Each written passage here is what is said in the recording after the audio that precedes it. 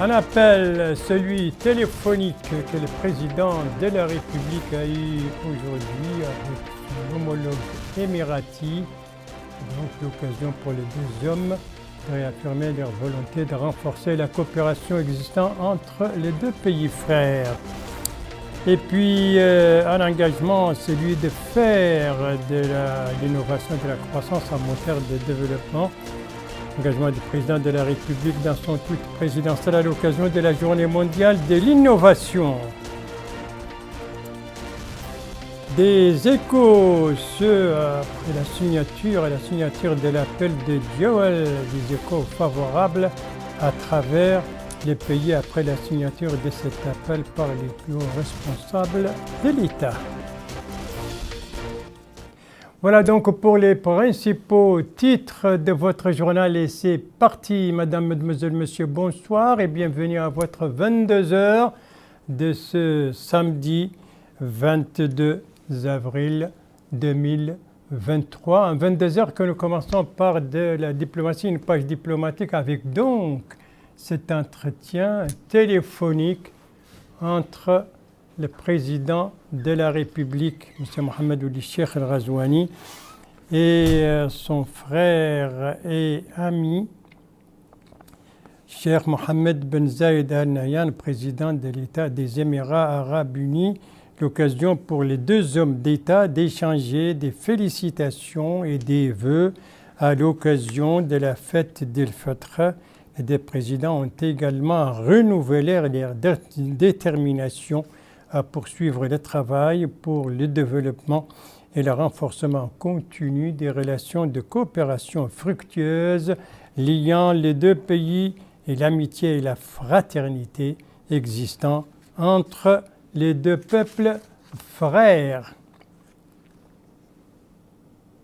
Voilà donc pour cet appel téléphonique que le président de la République, M. Mohamed Ould Cheikh El Ghazouani, a eu aujourd'hui avec son homologue émirati à l'occasion de la fête d'El-Fitr. Donc cet entretien, c'était aujourd'hui. Et justement, ce samedi, vous le savez, c'est la journée mondiale de l'innovation et la Mauritanie l'a célébrée à l'instar de la communauté internationale et c'était l'occasion pour le président de la République, M. Mohamed Ould Cheikh El Ghazouani, de réitérer son engagement de faire de l'innovation et de la créativité un moteur donc, de croissance et de développement. C'est ce qui ressort d'un tweet rendu public aujourd'hui. Que dit ce tweet présidentiel, Bokar Bayleba?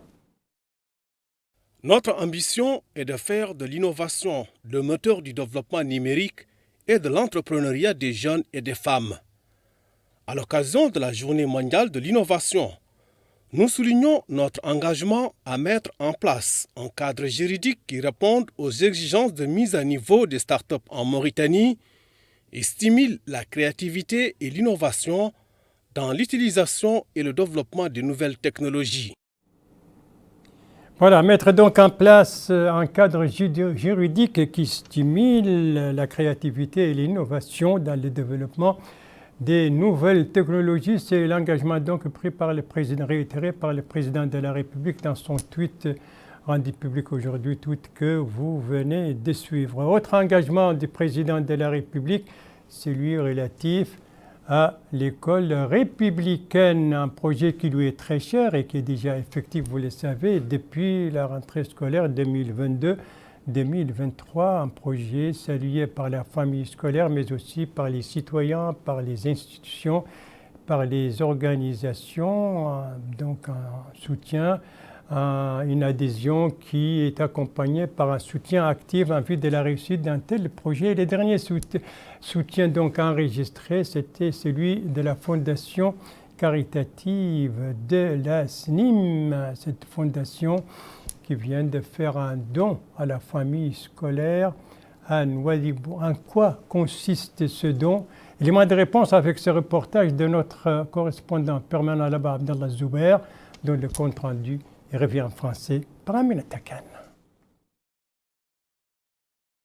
Le wali de Dakhlet Nouadhibou Mahi Oulhamed a supervisé ce matin la cérémonie de remise de 10 000 uniformes scolaires offerts par la Fondation de la Société nationale industrielle et minière aux établissements d'enseignement fondamental au niveau de la wilaya. Présent à la rencontre, le directeur général de la Fondation SNIM, Mohamed Mahmoud Oul Sidina, a précisé que cette aide s'inscrit dans le cadre des efforts visant à concrétiser sur le terrain l'école républicaine au niveau de la wilaya, affirmant que la Fondation entend soutenir par cette action les efforts de réforme du système éducatif pour asseoir une école républicaine où tous les fils de la Mauritanie jouissent des mêmes droits. Lui succédant, le Mrabat Ould Cheikh Mahmoud, directeur régional de l'éducation nationale et de la réforme du système éducatif, a apprécié cet appui apporté par la Fondation de la SNIM qui, dira-t-il, contribuera sans nul doute à renforcer l'école républicaine au niveau de la wilaya. Enfin, la représentante de l'association des parents d'élèves d'Eda Izidbi a abondé dans le même sens, indiquant que le ministère de l'Éducation nationale et de la réforme du système éducatif, depuis le début, les a associés à toutes les activités. Elle poursuit en indiquant qu'aujourd'hui, l'école républicaine est une fierté pour tous les Mauritaniens. Il est à noter que cette cérémonie s'est déroulée en présence des autorités administratives et sécuritaires de la wilaya. 10 000 uniformes scolaires, donc, c'est le cadeau, c'est le don de la Fondation de la SNIM à la famille scolaire à Nouadhibou, dont remis aujourd'hui, ceci pour soutenir donc l'école républicaine. Merci de suivre les JTF de Mauritanie à la suite du journal avec les échos après la signature de l'appel de Jowel, mais aussi avec l'ambiance qui prévaut à l'intérieur du pays à l'occasion de la fête d'El Fitr. Nous commençons donc par les échos à la signature de ce document donc de Jowel, vous le savez, signé en mars dernier par le président de la République et par la première dame, et hier par le premier ministre et les membres du gouvernement. Alors on va voir les échos donc après cette signature à l'intérieur du pays, notamment à Attar, à Selibabi, à Attar et à Kaïdi. Ce sont des reportages, des informations que nous ont été fournies par nos bureaux régionaux sur justement les échos à l'intérieur dans ces trois capitales régionales après la signature donc de cet appel, des informations qui ont été retravaillées, ramassées, retravaillées en français par Bokar Baïlaba. La déclaration de Jowel vise à enraciner la cohésion nationale et rejeter la division et promouvoir les valeurs du civisme, qui sont considérées comme de véritables piliers à tout développement et progrès. Ici, à Kaïdi, les réactions sont nombreuses. Les habitants affirment que cet appel va désormais devenir historique par sa forme et son contenu. Et tous s'accordent à affirmer que cet appel permettra de renforcer l'unité nationale et la cohésion sociale encadrée par un état de droit. À Attar aussi, l'heure est à la signature de la déclaration de Jowel. Là aussi, les autorités administratives et acteurs politiques et habitants de la ville ont effectué le geste qui symbolise la matérialisation de leur engagement pour le renforcement de l'unité nationale et le rejet de la division. Les signataires saluent cette initiative qui promeut les valeurs républicaines. Cap sur la ville de Selibabi, où les habitants réaffirment leur engagement pour soutenir l'appel de Jowel. Il s'agit d'un appel pour renforcer l'unité nationale et aplanir les disparités sociales. Et à ce sujet, les réactions des habitants convergent sur la même direction. On ne transige pas avec les questions liées à l'unité nationale et saluent en cette occasion l'appel de Jowel. L'appel de Jowel donc qui a été signé, je le rappelle, par le président de la République et la première dame, mais aussi par le premier ministre et les membres du gouvernement, et donc un appel qui a reçu des échos favorables à l'intérieur du pays, comme vous venez de l'entendre, ceci dans une ambiance donc de fête à l'occasion de la fête d'El Fitr. Alors une ambiance qui règne un peu partout, même si pour ne pas dire partout, Et c'est une ambiance particulièrement que savourent particulièrement les enfants, surtout dans les parcs. Alors, quelle ambiance a-t-elle fait actuellement dans les parcs de Nouakchott? C'est ce que va nous dire Aminata Khan. Importante affluence dans les parcs d'attractions pendant les jours de fête à Nouakchott. Nombreux sont les parents qui accompagnent leurs petits pour profiter de ces moments en famille. À notre micro, ce papa a déclaré qu'il a pris l'habitude d'amener ses enfants les jours de fête.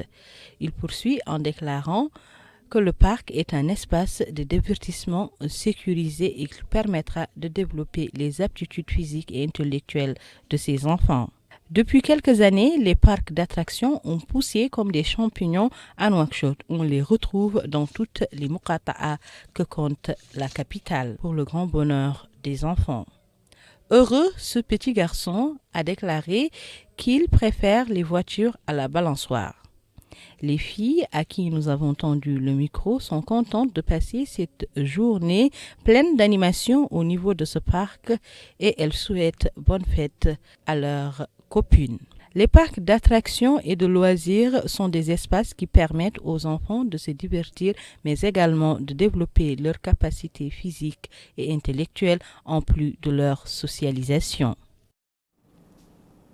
Voilà l'ambiance qui prévaut donc dans les parcs de Nouakchott et des enfants qui souhaitent que chaque jour soit une fête.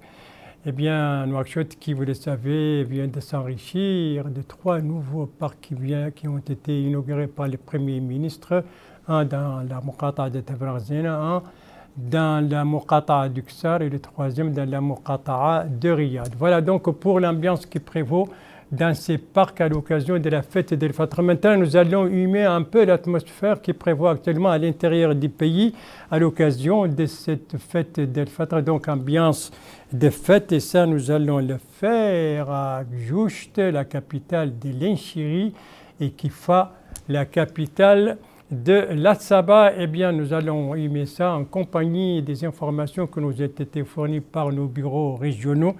Eh bien, des informations retravaillées, ramassées en français par Bokar Baïlaba. Ambiance de fête d'Aïd el-Fitr à Kifa. Les rues et les places publiques de la capitale de la Saba sont très animées. Une fois accomplie la prière de l'Aïd, pris en bon déjeuner avec le fameux méchoui, les habitants se rient sur les endroits découverts pour flâner et prendre un air frais avant le coucher du soleil. Ambiance de famille et d'amis, hommes, femmes, enfants, tous ne boudent pas leur plaisir du climat. Que ce soit au marché ou dans les rues, c'est la même atmosphère de convivialité qui prévaut. En d'autres termes, l'heure est aux retrouvailles pour certains. Pour d'autres, le moment est propice pour organiser des sorties amicales en groupe. Autre ville, autre ambiance de l'Aïd el-Fitr. À Gjoust, s'il y a un endroit incontournable dans la ville, c'est bien la montagne appelée communément la montagne du Château d'eau. Ils viennent de tous les quartiers de la ville pour grimper sur cet escarpement géologique pour un seul objectif, prendre de l'air frais et des sensations fortes. En famille ou en groupe d'amis, le plaisir est le même. Les gens viennent pour discuter, d'autres pour la prise de photos souvenirs, d'autres aussi pour la première découverte du lieu. Ce père de famille affirme que l'endroit constitue la grande attraction à chaque fête, d'où la riée que l'on observe depuis hier. Les enfants ne boudent pas eux aussi leur plaisir, d'autant plus qu'il n'est pas évident de venir grimper chaque jour sur la montagne du Château d'eau. Les femmes, elles aussi, sont éblouies par la majesté du lieu et l'ambiance qui accompagne le regroupement sur le flanc de cette montagne. Voilà, donc sur cette montagne à Gjoust, en plein centre de la ville, et qui constitue un centre d'attraction pour les populations, particulièrement durant les journées de fête. Et ce filtre n'a pas été épargné par cette pratique. Ambiance donc à Gjoust, ambiance à Kifa, on vient de le voir.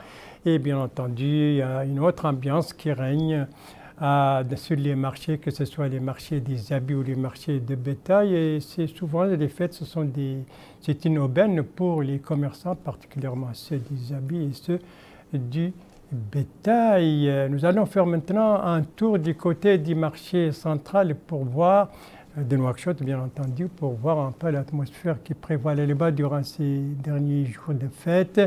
C'est ce qu'a fait Aminata Khan qui s'est intéressée aux habits des hommes. Il faut dire qu'on n'en parle pas souvent, on parle souvent des habits des enfants et des femmes, mais très peu des habits des hommes.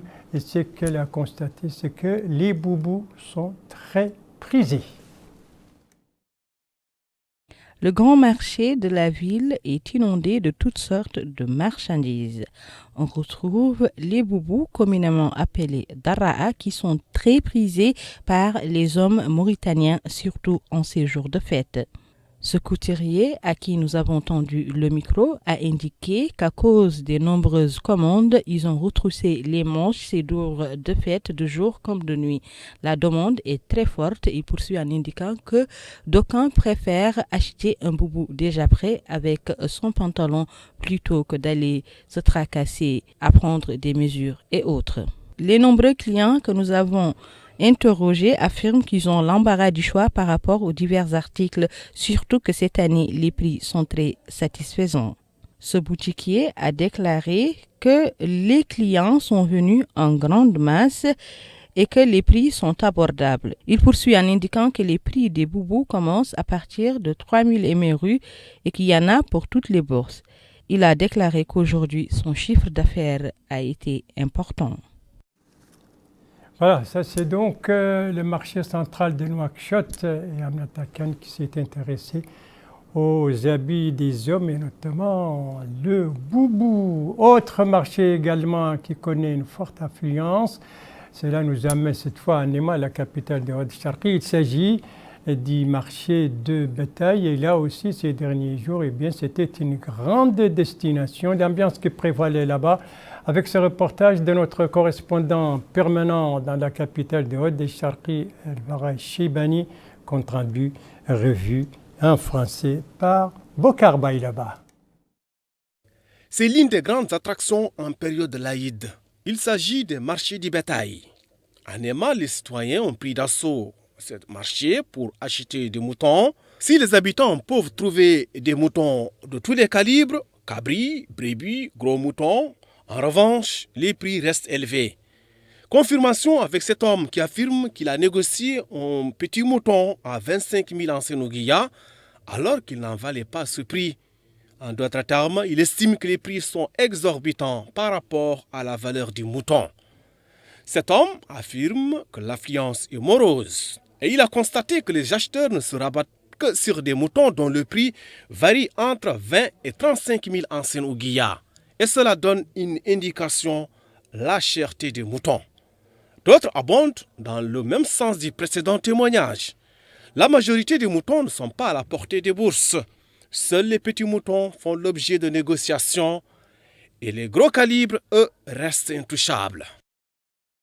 Voilà, le marché de bétail de Nema, très fréquenté, une destination donc à l'occasion de la fête d'El-Fatra pour acheter un mouton ou une chèvre. On connaît elle aussi une très forte fréquentation. Ce sont les salles de sport et particulièrement durant le mois béni du Ramadan. C'était notamment le cas à Nema, plutôt à Zouerat, dont vous voyez ici les images.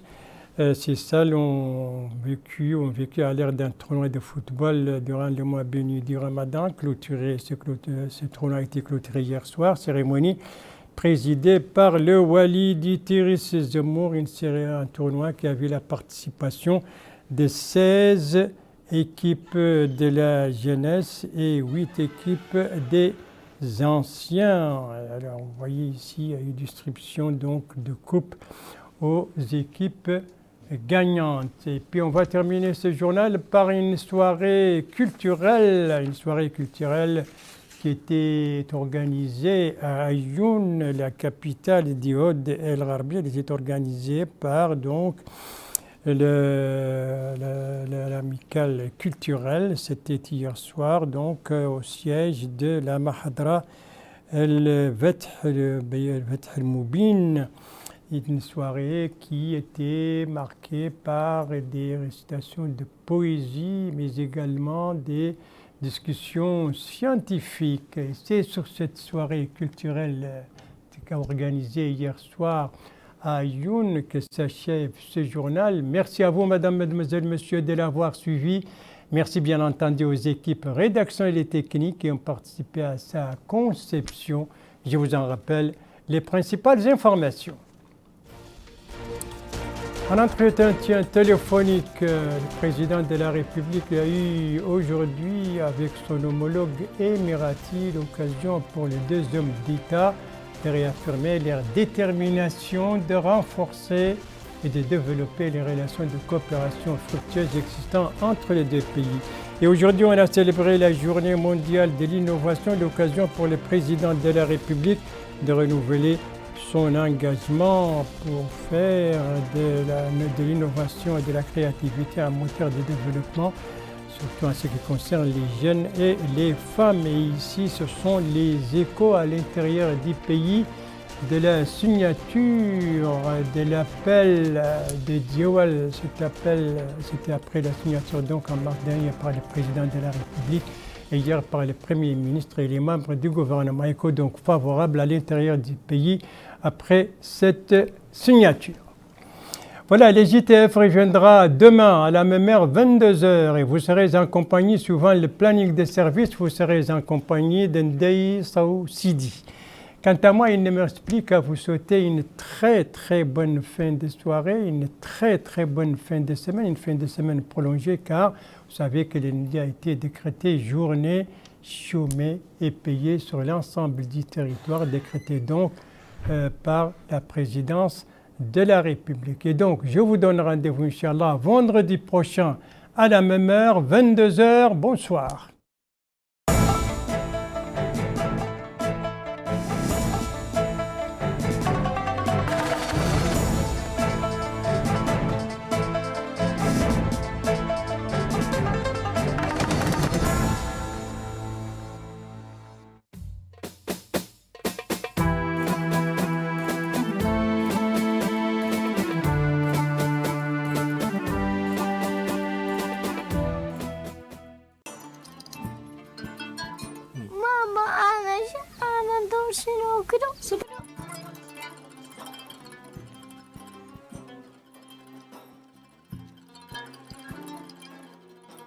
يا مرحبا وسهلا ان شاء الله. ماسين احوالك؟ صباح خير تمام. ما شاء الله تبارك الله. خير؟ لا خير. ماسيه ياك لاباس عليه؟ تبارك الرحمن. ياك الخير؟ ماسي انتي؟ تبارك الله. قلت لك الصيد الصالون كذا قط جيتك ساعه عندك حاك بعد وسنتين